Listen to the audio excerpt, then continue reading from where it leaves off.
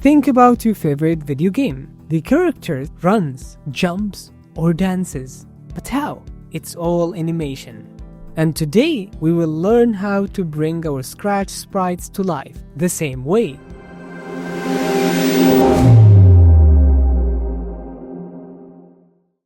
Hey everyone! Today, we will make animations in Scratch.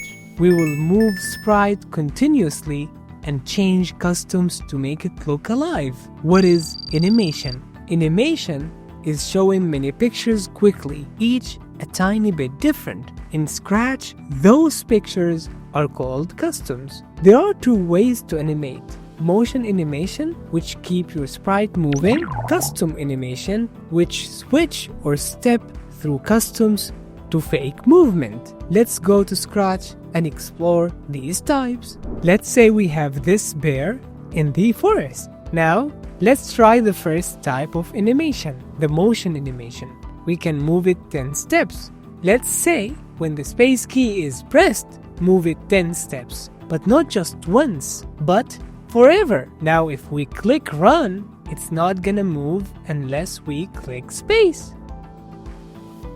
Now when I click run, it's still there, and that's why we need to bring it back to the same location every time. We want it to start from here, so I'm gonna go to the motion. I'm gonna say go to X and Y. This is the current location, X and Y values. Let's see it again. If I click space, if I restart, it's gonna go back.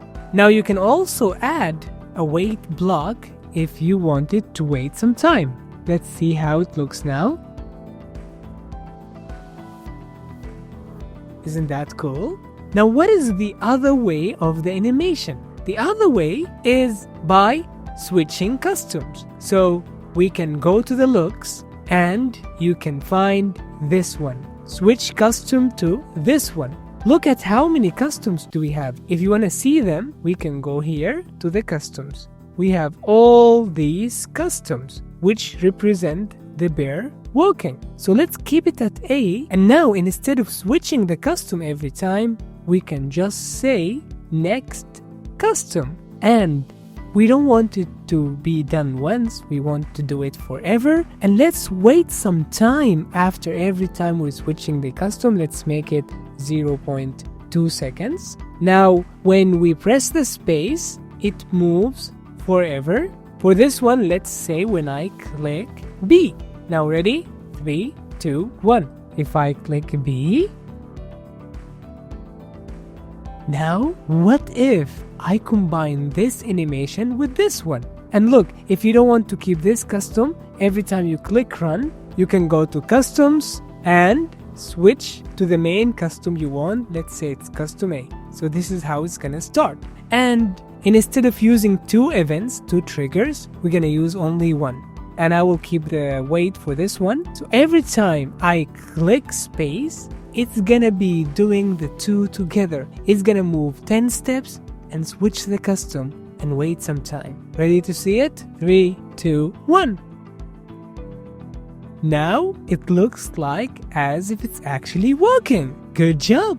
But wait, there is one more type of animation here. Let's say we want to bring the bear back to this location. There is something called glide. So I will restart the game to save the current locations, and I will bring glide to X and Y positions. So it doesn't matter where I am. Let's say I'm here. If I click glide, it will go back smoothly. So let's say if I click letter A, it will come back. Now let's check. First run, then space. Now anytime I click A, it's gonna go back.